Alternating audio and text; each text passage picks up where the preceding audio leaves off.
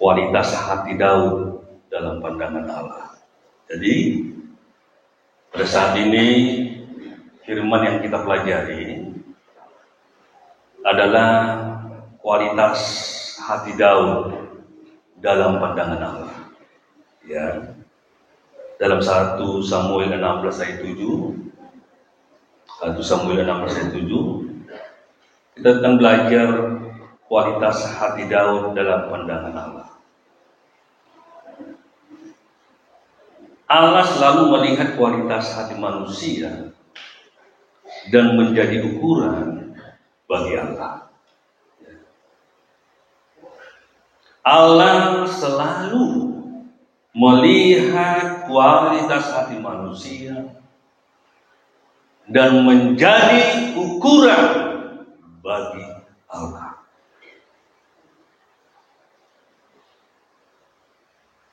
Tuhan terus memperhatikan hati-hati umat-umat ini. Seperti Daud juga, Allah memperhatikan hati seorang Daud. Makanya Daud dipilih menjadi seorang raja. Makanya Daud dia selalu berhasil di dalam memimpin kerajaannya, dan banyak hal lagi berkat-berkat Tuhan yang diraih oleh seorang Daud. Kita lihat bagaimana kualitas hati Daud yang luar biasa yang harus kita pelajari, menjadi kita dapat implementasikan di dalam hidup kita realisasikan dalam hidup kita. Jadi Allah selalu melihat kualitas hati manusia dan menjadi ukuran bagi Allah. Manusia fokus melihat sejauh mata memandang. Jadi manusia fokus melihat sejauh mata memandang, tetapi Allah fokus melihat sejauh hati manusia. Jadi manusia fokus melihat sejauh mata memandang, tetapi Allah fokus melihat sejauh hati manusia. Kualitas hati manusia sangat menjadi alat ukuran bagi Allah untuk barometer nilai bagi umat-umat. Jadi kualitas hati manusia sangatlah menjadi alat ukur bagi Allah untuk menjadi barometer nilai bagi manusia. Jadi kualitas hati manusia sangatlah menjadi alat ukur bagi Allah untuk menjadi barometer nilai bagi semua pengikutnya, semua penyembahnya, semua pengagum Allah yang benar. Jadi hati ini begitu hal prinsip dalam mengikut Tuhan. Hati kita adalah hal yang begitu prinsip bagi Allah. Kualitas hati kita ini sangat menentukan kualitas iman kita yang sebenarnya. Kualitas hati inilah yang memproduk kehidupan yang sebenarnya. Kualitas hati inilah yang memproduk kualitas iman yang sebenarnya. Kualitas hati inilah yang akan memproduksi kehidupan yang sebenarnya. Makanya kalau kita baca di dalam firman Tuhan, sering Tuhan berbicara di dalam hati manusia. Sering Tuhan selalu memperhatikan hati manusia. Sering Tuhan selalu nyatakan kemuliaannya lewat hati manusia. Kalau kita belajar, ya, kenapa? Di dalam hati inilah kehidupan yang sebenarnya. Bukan di mulut, di dalam hati. Jadi kualitas hati manusia bagi Allah adalah hal prinsip. Keberhasilan manusia selalu dimulai dari hati. baik keberhasilan imannya, baik keberhasilan dalam berbagai hal. Kualitas hati manusia adalah hal prinsip. Keberhasilan manusia selalu dimulai dari hati. Makanya kita perlu perhatikan hati kita sebagai anak-anak Tuhan, sebagai umat-umat Tuhan, pemuda, remaja, kaum bapak, kaum ibu. Mari kita memperhatikan hati kita saat-saat ini. Karena Tuhan selalu memperhatikan hati manusia. Ya, hati manusia. Hati manusia menjadi kunci untuk hidup berkenan dan berhasil bagi Allah. Kalau engkau hidupmu ingin berkenan dan berhasil di hadapan Tuhan, lihat hatimu. Hati manusia menjadi kunci untuk hidup berkenan dan berhasil bagi Allah. Karena kita harus perhatikan hati kita hari-hari ini. Hal yang penting diperhatikan adalah manusia sering menipu Allah dengan hatinya. Ini saudara.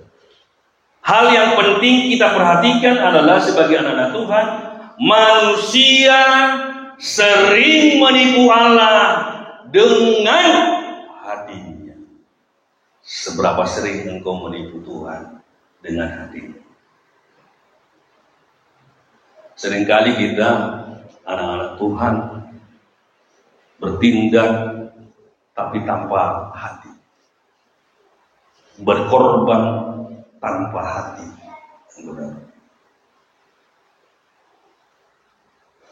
berbicara manis tanpa hati yang benar. Seringkali manusia, anak-anak Tuhan tertipu dengan seringkali kita menipu Allah dengan hati kita. Kadang-kadang kita mau haleluya, tapi hatinya jauh dari Tuhan. Ya kan? Jauh dari hati Tuhan. Seringkali kita sebagai anak-anak Tuhan yang kadang tidak sadar bahwa hati kita ini sering menipu Allah. Sering menipu Allah. Engkau tak bisa menipu Allah. Allah akan memperhatikan setiap perkataanmu yang manis-manis dan manis, yang indah dan indah, perbuatanmu yang sepertinya baik-baik, tetapi tidak berkualitas di hadapan Tuhan.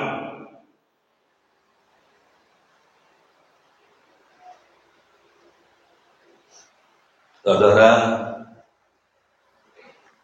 di akhir zaman ini Tuhan butuh orang-orang yang benar-benar memiliki hati yang berkualitas. Di akhir zaman ini Tuhan muak dengan hati-hati yang tidak berkualitas.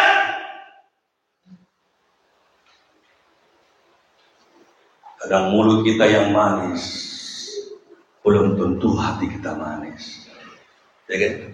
Kata-kata yang indah, tapi belum tentu itu sesuatu yang sebenarnya. Kadang-kadang kita sering menipu Allah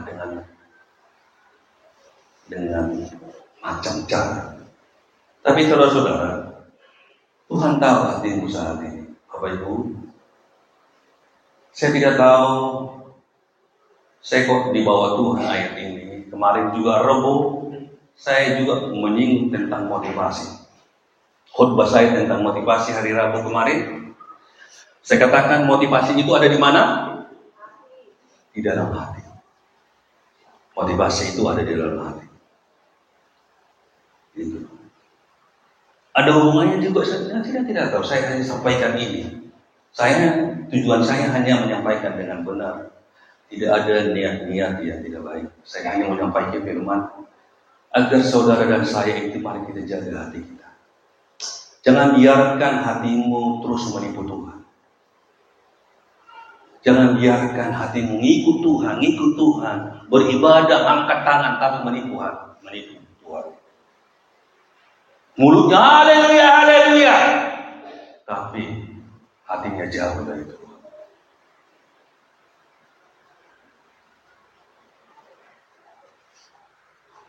Tuhan ingin ubah hati kita. Haleluya. Bilang kiri kanan, ubah hatimu, woi.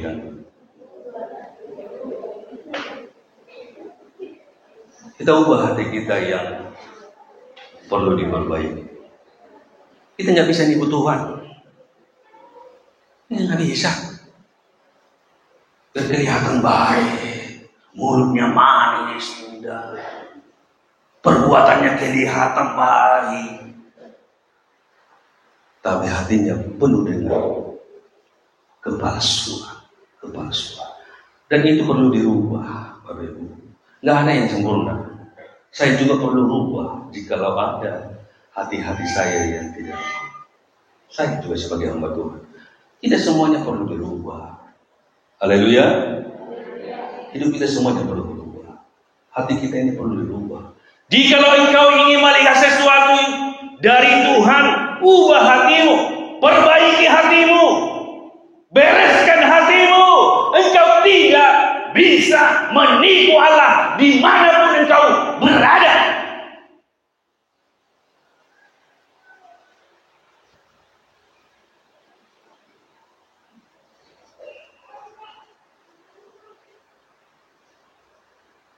Saya kepingin seluruh jemaat GPD Manor Ekanomba adalah benar-benar memiliki hati yang baik, hati yang benar, tidak penuh dengan kepalsuan, kepura-puraan.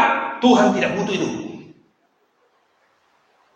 Di akhir zaman Tuhan butuh orang-orang yang memiliki hati yang benar, hati yang berkualitas. Tuhan tidak butuh orang hati-hati yang penuh dengan kepalsuan, mulut palsu.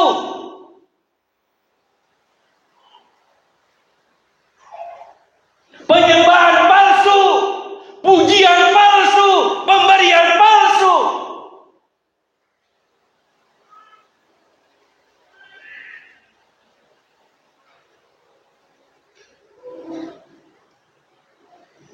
Kita lihat.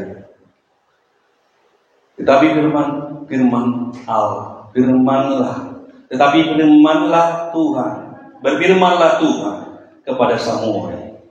Janganlah pandang parasnya atau perawakannya yang tinggi, sebab aku telah menolaknya. Bukan yang dilihat manusia, yang dilihat Allah. Manusia melihat apa yang di depan mata, tetapi Tuhan melihat hati. Haleluya.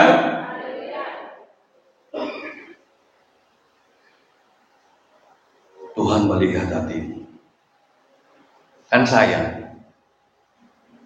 Engkau memuji Tuhan, kan sayang. Tapi hatimu jauh dari Tuhan. Kan sayang kan? Engkau memberi, tapi hatimu tidak beres, kan sayang. Rugi loh orang. Engkau jauh-jauh datang ke gereja, capek-capek bensin, kasih persembahan, tapi hatimu jauh dari Tuhan. Kan sayang, kasihan.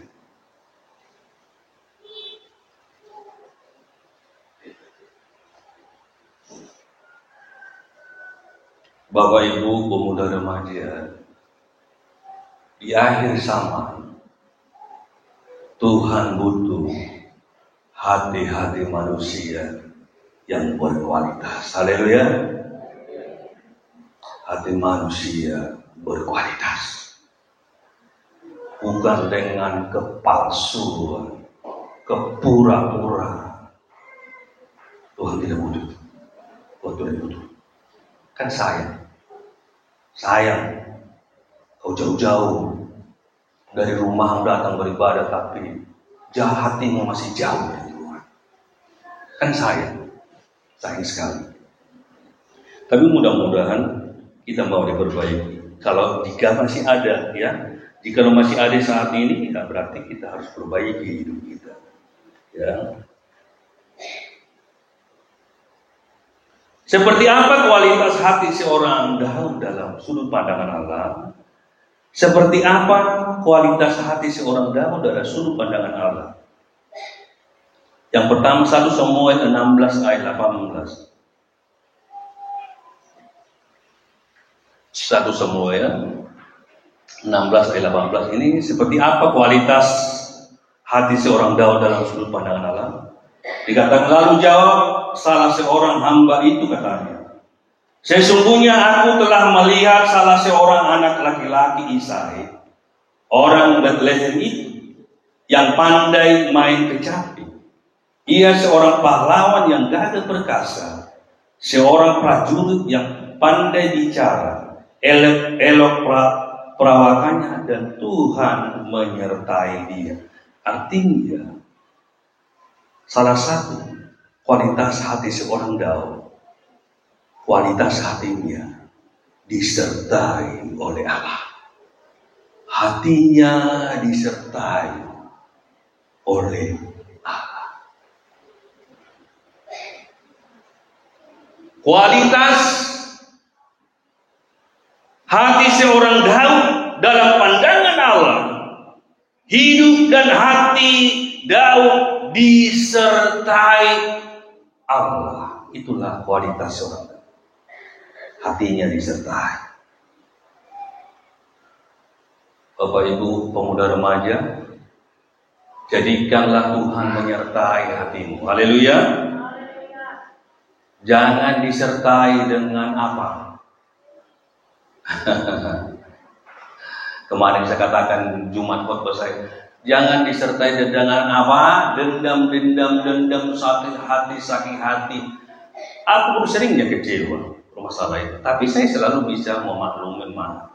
Aku sering kecewa habis, sering.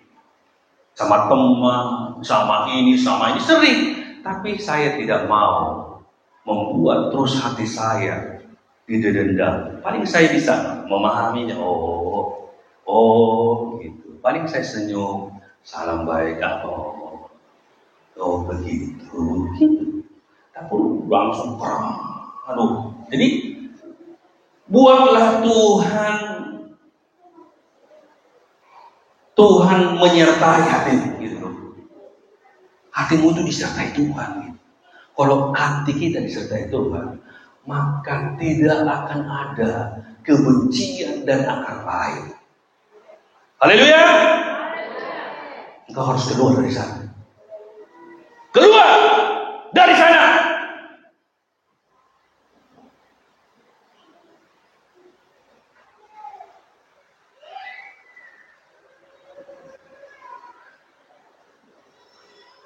Buatlah hatimu disertai Tuhan seperti Daud.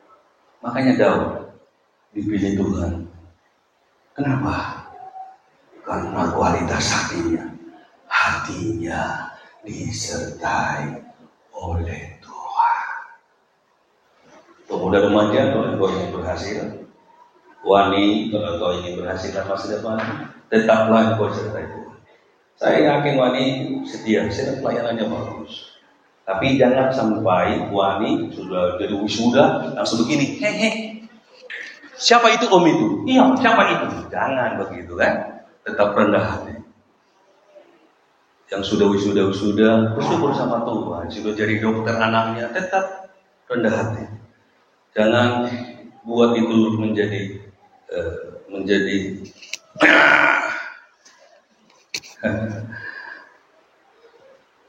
jangan buat itu. Buat dirimu disertai Tuhan. Buat hatimu disertai seperti Daud, disertai Tuhan. Tuhan butuh hari ini di akhir zaman adalah orang-orang hatinya disertai oleh Tuhan. Dengan bukan disertai hanya keraguan-raguan, bukan disertai oleh orang keragu akan Tuhan, ragu mempercayai Yesus Tuhan, ragu, semuanya ragu dan berbagai banyak hal. Jadikan hidupmu disertai Tuhan. Bilang kiri kananmu, jadikan hidupmu disertai Tuhan. Woi, bilang dulu. Ya kan? Jadikan hidupmu disertai Tuhan. Yang kedua,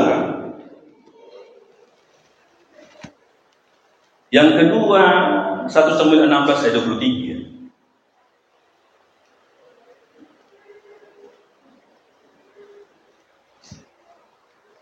Dan setiap kali apabila roh yang daripada Allah itu hinggap pada Saul, maka Daud mengambil kecapi dan memainkannya. Saul merasa lega dan nyaman, dan roh yang jahat itu undur daripadanya. Saya hanya simpulkan adalah Daud mengenal dan memahami pekerjaan roh Allah, dan hati Daud dikendalikan oleh roh Allah. Daud mengenal dan memahami pekerjaan roh Allah, dan hati Daud dikendalikan oleh Allah. Makanya waktu dia main musik kecapi, roh Allah mengendalikan dia dan memberikan apa? Memberikan kedamaian, ketenangan kepada seorang raja pada saat itu, yaitu Saul. Ini. Dan setiap kali apabila roh yang daripada Allah itu hingga pada Saul, maka Daud mengambil kecapi dan memainkannya. Saul merasa lega dan nyaman, dan roh yang jahat itu undur daripadanya. Makanya jangan main-main engkau main musik. Karena musikmu itu, kalau hatimu berkualitas, itu bisa dipakai Tuhan untuk mengusir roh jahat. Itu kata Alkitab. Makanya serius jaga hatimu. Haleluya. Jaga. Seperti Daud ini cuma lihat. Daud main kecapi, main musik dia, roh jahat. Hati seorang raja nyaman, dan apa yang dibuat? Roh jahat. Kalau hati, ya, tapi kalau jaga hatimu, ya, kayak Tuhan, jaga hati, ya jaga hati. Ini seperti itu.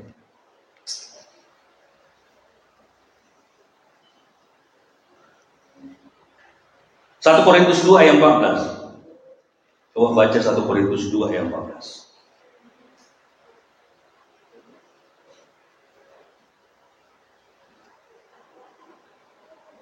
1 Korintus 2 ayat 14.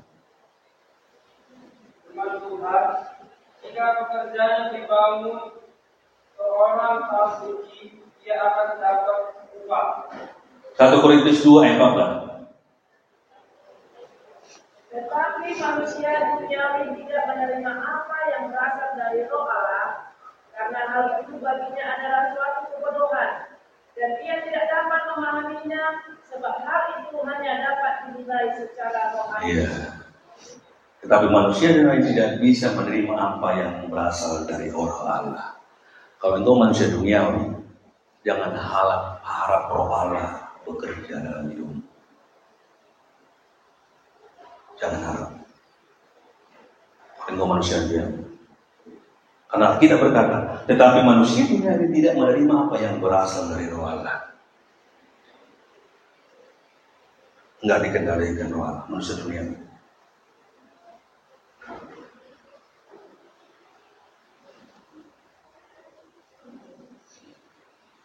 Saya percepat karena waktu. Yang ketiga, seperti apa kualitas hati seorang Daud? Hidup dan hati Daud disertai. Yang kedua, Daud mengenal dan memahami pekerjaan roh Allah, dan hati Daud dikendalikan roh Allah. Yang ketiga, 1 Samuel 16 ayat 18. Kembali lagi.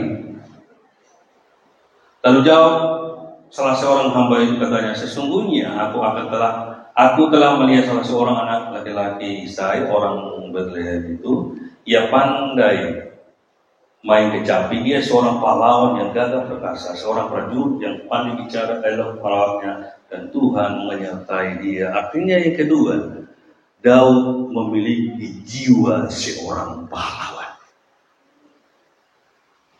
Jiwanya, hatinya menjadi seorang pahlawan. Jadi Daud memiliki jiwa seorang pahlawan.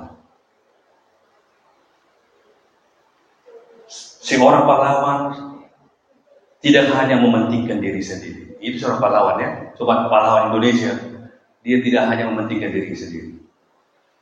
Seorang pahlawan itu dia rela berkorban.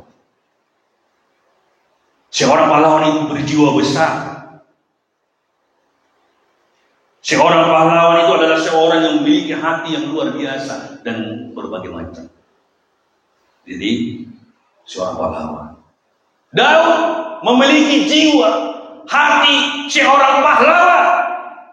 Jiwanya jiwa pahlawan. Alkitab berkata, Daud memiliki jiwa seorang pahlawan. Seorang pahlawan adalah seorang yang tidak mau mementingkan diri sendiri, seorang yang rela berkorban, seorang yang berjiwa besar, seorang yang wawasannya tinggi, seorang pahlawan adalah seorang yang memiliki hati yang luar biasa dan banyak hal lagi. Jadikan dirimu menjadi seorang pahlawan. Haleluya. Kita belajar ya, memiliki jiwa seorang pahlawan. Jiwa seorang pahlawan itu adalah orang yang tidak mementingkan diri sendiri. Dia rela berkorban. Dia berjiwa besar dan banyak hal lain. Itu seorang pahlawan. Dan hati Daud adalah memiliki jiwa seorang pahlawan.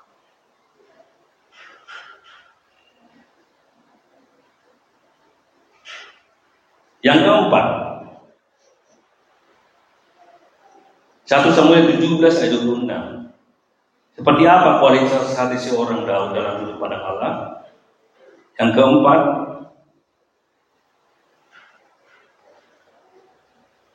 Satu Samuel 17 ayat 26 dikatakan, 26 sayang, 17 ya. Lalu berkatalah Daud kepada orang-orang yang berdiri di dekatnya, apakah yang akan dilakukan kepada orang yang mengalahkan orang Filistin itu dan yang menghindarkan cemooh dari Israel? Siapakah orang Filistin yang tak bersunat ini sampai ia berani mencemoohkan barisan daripada Allah yang hidup? Artinya hati Daud penuh dengan kepercayaan kepada Allah dan hati Daud sangat menghormati nama Allah. Itu. Daud memiliki, hati Daud penuh kepercayaan kepada Allah dan hati Daud sangat menghormati nama Allah. Makanya dibilang, siapakah orang Kristen yang tak bersunat ini sampai ia berani mencemoohkan barisan daripada Allah yang hidup? Artinya hati Daud memiliki penuh kepercayaan kepada Allah dan sangat menghormati nama Allah. Tuhan butuh anak-anak Tuhan yang menghormati nama Tuhan. Haleluya. Menghormati nama Allah. Ya. Penuh kepercayaan. Dia penuh dengan kepercayaan kepada Allah. Dia penuh keyakinan kepada Allah bahwa Allah itu lebih besar daripada Allah-Allah orang Filistin. Dia yakin orang Filistin itu tidak ada apa-apanya. Pencobaan masalah. Tuhan ingin kita mau belajar dari seorang Daud. Dia memiliki hati penuh kepercayaan kepada Allah dan sangat menghormati nama Allah.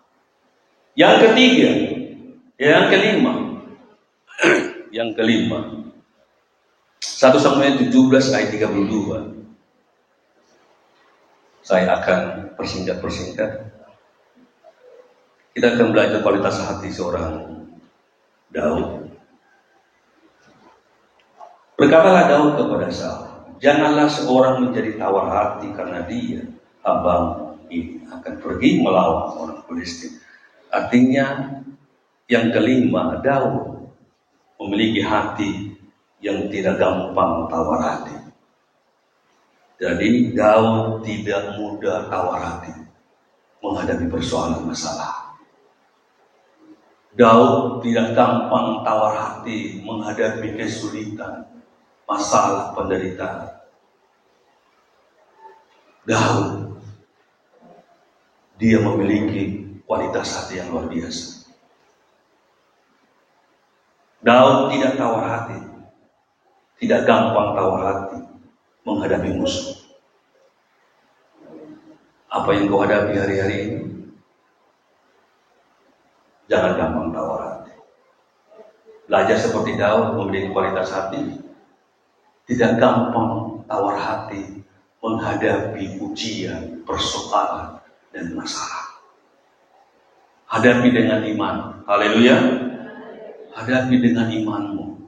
Hadapi dengan kepercayaanmu bahwa kuasa Tuhan lebih besar daripada setiap persoalan masalah kita.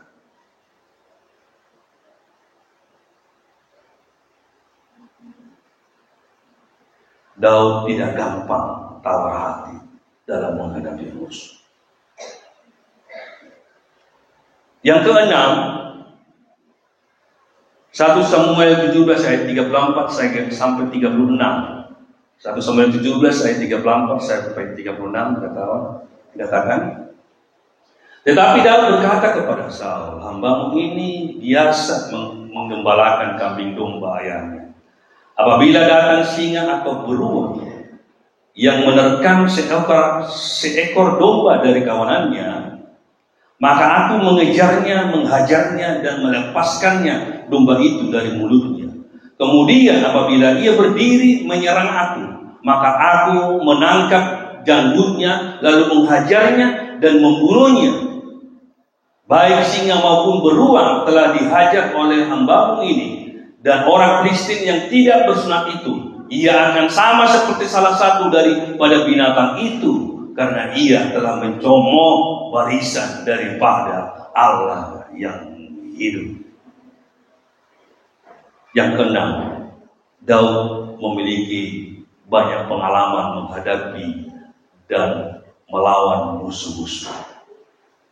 Lewat pengalaman-pengalamannya, dia memiliki hati yang luar biasa. Jadi Daud memiliki banyak pengalaman menghadapi dan melawan musuh-musuhnya. Lewat pengalaman itu, dia memiliki hati yang kokoh dan kuat. Ini kita butuhkan hari-hari ini. Daud juga banyak yang dihadapinya, banyak singa-singa, banyak hal yang dihadapinya. Sama dengan kita hari-hari ini. Banyak hal yang kita hadapi. Persoalan, masalah, kekurangan ekonomi, masalah cita-cita pendidikan, dan banyak hal, masalah keluarga mungkin kan. Mari kita belajar seperti Daud. Ya, Daud ini luar biasa. Ya, dia memiliki luar biasa. Dia memiliki pengalaman yang luar biasa. Yang ketujuh, 1 Samuel 17 ayat 37.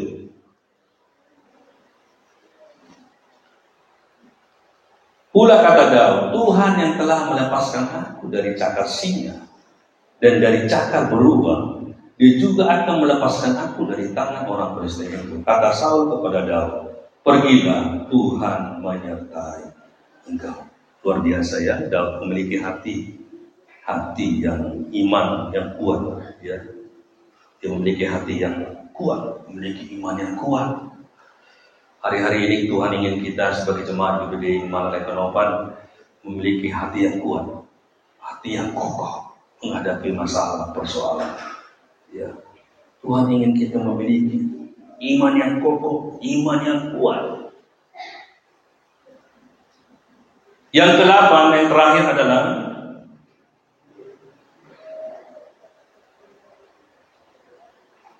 Satu Samuel 17 ayat 45 sampai 47. 1 Samuel 17 ayat 45 sampai 47 ya.